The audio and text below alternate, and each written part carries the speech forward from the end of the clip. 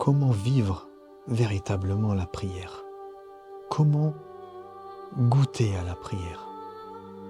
Comment faire une vraie prière? بسم الله الرحمن الرحيم اللهم صل على محمد وآل محمد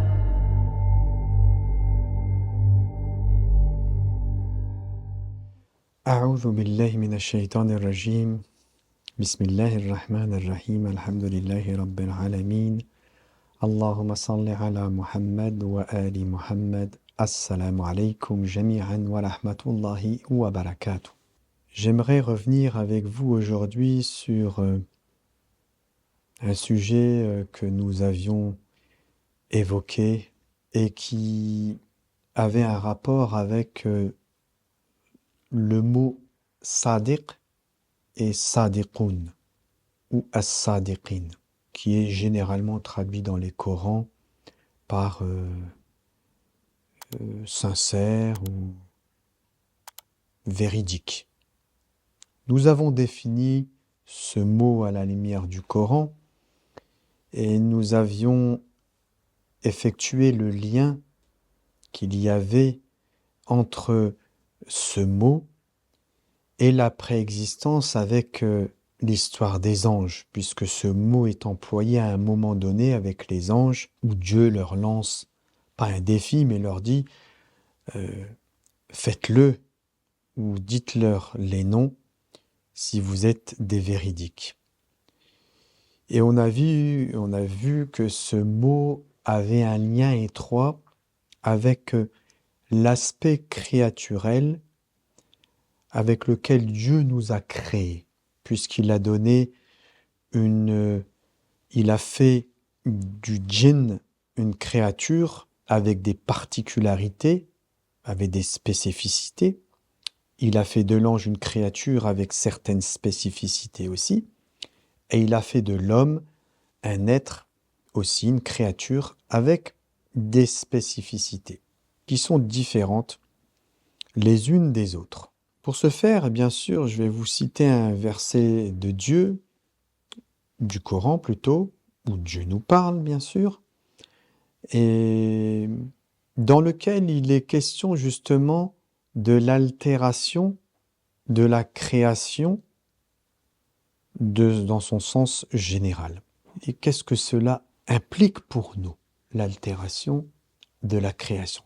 Que cela veut-il dire dans le monde où nous vivons aujourd'hui, où justement nous voyons les grands de ce monde qui croient que la félicité du monde passera par les outils du progrès technologique et de l'intelligence artificielle, des ordinateurs et de tout ce qui fait de notre monde le monde que l'on nomme le monde évolué.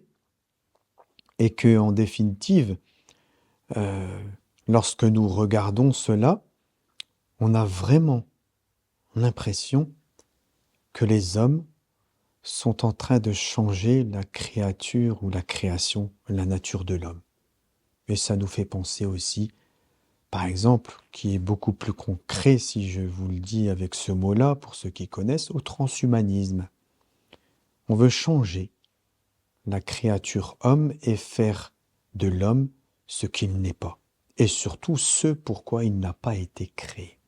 Mais ça, j'y reviendrai tout à l'heure, parce que j'aimerais, comme à mon habitude, faire un rappel. Un rappel. Oui, c'est un rappel. Sur la prière. Et allez, comment je vais vous dire ça? Une petite question. Comment vivre véritablement la prière? Comment goûter à la prière? Comment faire une vraie prière? Ce sont des questions que nous n'avons peut-être pas l'habitude de se poser, alors que la prière, nous l'effectuons à 3 moments différents de la journée: l'aube, lorsque le soleil est au zénith, et au crépuscule. 3 temps de la création connus pour 5 prières. 5 prières où nous nous adressons à Dieu. 5 prières où nous sommes censés avoir un dialogue intime avec Dieu. Pourquoi Dieu nous a-t-il imposé cette prière? Qu'est-ce qu'elle revêt et qui permet à l'homme de mettre un pied au paradis? Et quel est le lien entre la prière et le monde de l'au-delà? Mes frères et sœurs, la prière, et vous verrez que ce sujet, préambule, a un lien avec ce que je vais évoquer après avec vous. La prière que nous effectuons aujourd'hui, est-ce que c'est véritablement la prière?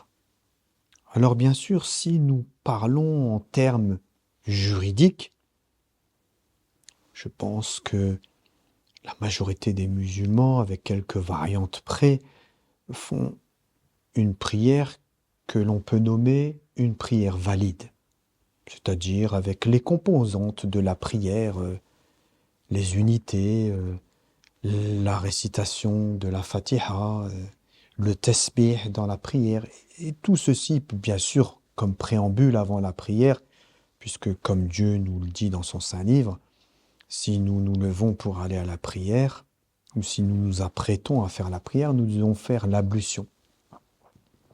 Et chacun, bien sûr, avec les moyens que nous avons aujourd'hui de communication, très vite, ceux qui adoptent, par exemple, le mode d'adoration des musulmans, il peut apprendre très très vite et savoir comment faire l'ablution, la prière. Donc si on parle en termes juridiques, la prière, je pense qu'une grande majorité des musulmans la font correctement. Mais la faire correctement dans ses gestes, est-ce que c'est ça la prière? C'est ça la question. Dieu nous impose que nous ne lui associons rien. Et ceci est valable dans toutes les situations, mais encore plus dans la prière, puisque dans la prière, nous attestons du Dieu unique et qu'il n'a aucun associé.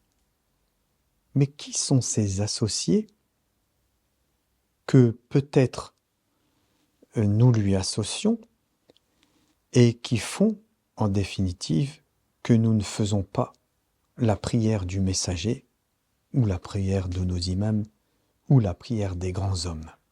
Tous, moi le premier avec vous, qui témoigne aujourd'hui, lorsque nous prions avec tout un monde avec nous. Un monde qui vient nous suggérer des choses. Et ces choses nous sont suggérées par l'intermédiaire de notre oui. Et lorsque nous nous apprêtons à faire la prière et que nous rentrons dans la prière, alors je ne vous parle même pas en dehors de la prière, là je parlais uniquement pendant la prière. Lorsque nous sommes dans la prière, il y a ce monde qui vient et qui me parle. Et en me parlant, il me déconcentre. Et en me parlant, il me fait sortir de la prière. Et en me parlant, je ne goûte pas à la prière. Et en me parlant, je n'ai plus l'intimité avec Dieu qui est requise ou qui devrait s'opérer pendant la prière. Pourquoi? Parce que pendant la prière, alors que nous devons nous adonner qu'au Dieu unique, eh bien, nous avons d'autres préoccupations qui viennent dans notre tête, à nos oreilles et dans nos yeux, et qui viennent nous faire sortir de la prière. Et ceci est grave.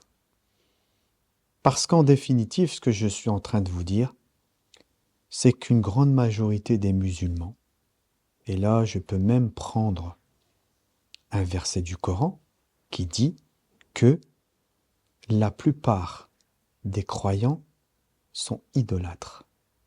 C'est un verset du Coran. À quel moment sommes-nous des idolâtres? Dans notre vie, on pourrait trouver beaucoup de choses. Mais pendant la prière aussi, nous sommes des idolâtres. Pourquoi? Parce que nous écoutons un autre que Dieu pendant la prière. Alors que théoriquement, nous devrions être en communion avec lui et nous ne devrions rien entendre. Alors pour ceux qui sont sur la voie et la recherche de la vraie prière, je leur donne quelques petites indications qui vont leur montrer si ils sont sur la bonne voie et si leur prière a évolué. Nous qui sommes gouvernés par les corps et les plaisirs de la matière, au début, lorsque nous sommes sur la voie de la découverte de la prière, il va venir, le djinn et le monde qui nous habite, il va venir nous suggérer, nous montrer des images, nous faire entendre des paroles, mais des choses que nous savons pertinemment qu'elles ne sont pas bien. Alors je vais donner un exemple tout simple. Au moment où tu dis Allahu Akbar, tu vois une belle femme passer devant toi. Quand je dis devant toi, c'est pas véritablement devant toi, mais elle traverse ton esprit. Et ça, si nous avons un petit peu d'éveil, nous savons que c'est parce que dans notre vie, nous faisons des choses qui ne sont pas bonnes et qui laissent des traces sur mon âme et que ces traces, elles se libèrent pendant la prière. Mais ça, tout le monde sait que c'est pas bien. Tout le monde sait que c'est quelque chose de négatif. Et lorsque, avec l'évolution, vous allez réussir à vous débarrasser de ça, parce que vous allez faire un effort quotidien dans votre vie, etc., pour que vous ne soyez pas souillé par des images, par des choses que vous entendez, etc., eh bien, la prière, elle va prendre une nouvelle dimension dans laquelle vous ne verrez plus d'images visiblement négatives, vous n'entendrez plus des choses qui sont négatives, mais le djinn va venir vous faire penser à quelque chose de bien pendant la prière. Et là, c'est encore un subterfuge pour vous faire sortir de la prière. Alors, je vais vous donner un exemple. Avec un petit sourire, juste avant la prière, vous avez perdu vos clés. Vous faites votre ablution, vous rentrez dans la prière, Allahu Akbar, Bismillah ar-Rahman ar-Rahim, ping. Et d'un seul coup, il vient, il vous dit, tu sais, tes clés sont à tel endroit. Il vient vous donner une solution, quelque chose de bien, il vous dit là où sont vos clés. Donc là, comme vous avez passé un palier, il va utiliser quelque chose de bien pour vous détourner de la prière. Et là encore, on est dans une forme d'idolâtrie, parce que nous l'avons encore une fois écouté. Donc nous sommes sortis de la prière. Alors que théoriquement, mes frères et mes sœurs, pour pas faire trop long ce sujet, et que vous ayez de la matière pour, et moi avec vous, découvrir la prière, normalement, lorsque vous dites Allahu Akbar, et d'ailleurs l'imam Khomeini disait dans la symbolique de ce geste que nous effectuons lorsque nous disons Allahu Akbar, après il y a différentes manières de le vivre spirituellement cet état, l'imam Khomeini le vivait ainsi, quand il levait ses mains et qu'il disait Allahu Akbar, avec l'esprit qu'il laisse la vie de ce monde derrière lui. Et il rentre dans le monde de l'intimité avec Dieu. Donc théoriquement, lorsque nous rentrons dans la prière et lorsque nous atteignons le statut, et là, je peux répondre à la question, c'est quoi la vraie prière? Eh bien, la vraie prière, mes frères et mes sœurs, c'est quand nous nous sommes débarrassés totalement des suggestions du malin, qu'elles soient bonnes ou mauvaises. C'est quand nous nous sommes débarrassés du wes-wes, de toutes les suggestions. Et là, mes frères et mes sœurs, pour ceux d'entre vous qui goûteront, et je leur souhaite de goûter cela, qui goûteront à cela, vous allez vous demander, mais comment ça se fait que je priais comme ça avant? C'est-à-dire avec tout ce monde qui venait perturber ma prière et que je me rendais même pas compte qu'en fait tout ce monde-là était là, il me faisait sortir de la prière.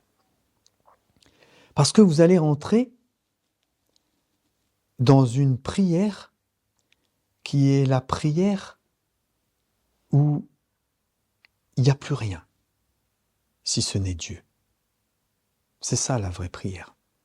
C'est la prière où vous découvrez, où vous rentrez dans un monde où toutes les suggestions ont disparu. Vous êtes libéré, libre, et il n'y a plus que la parole de Dieu. C'est extraordinaire de vivre cet instant et cette prière libérée de toutes ces suggestions et tout ce qui vient perturber ma lecture et l'écoute de la parole de Dieu. Alors mes frères et mes sœurs, la prière, théoriquement, lorsque je rentre dans la prière, je mets un pied au paradis. Dieu définit le paradis comme étant un endroit où lorsque nous y sommes, nous n'entendons rien, si ce n'est salam. Si, et moi avec vous, nous ne sommes pas encore rentrés dans la prière et que nous n'avons rien entendu d'autre que le salam, c'est que nous n'avons pas encore fait la vraie prière. Mais pour celui qui la goûtera, eh bien, il rentre dans le monde de la paix. Plus de perturbations, plus de contradictions, plus d'images, plus rien. Tout a disparu. Et vous vous adonnez totalement à Dieu. Et là, vous pouvez goûter véritablement la prière et la parole de Dieu. Parce que s'il y a bien une chose qui paraît négative pour l'homme et qui est négative, la jalousie, pour Dieu, c'est quelque chose qui fait partie de son, si je puis dire, de son être, mais je le mets entre guillemets, parce que Dieu n'accepte pas l'idolâtrie. Dieu n'accepte pas que nous adorions un autre que lui. Ça veut dire que Dieu n'accepte pas qu'il y ait une autre parole que la sienne, et en particulier dans la prière. Alors que Dieu nous permette de goûter à la prière du messager de Dieu, des imams et des grands hommes. Ils ne prient pas comme nous. Eux, ils priaient la sharika la, sans aucune idolâtrie. Et c'est à cette prière-là qu'il nous invite. Puisse Dieu nous honorer de cette station de la prière qui est la prière de la paix, la prière du paradis, la vraie prière. Voilà. Pour conclure, donc, mes frères et mes sœurs, et répondre concrètement à cette question, qu'est-ce que la vraie prière? C'est la prière que j'effectue dans un état où je me suis débarrassé de toute idolâtrie, de toute suggestion. C'est ça la vraie prière.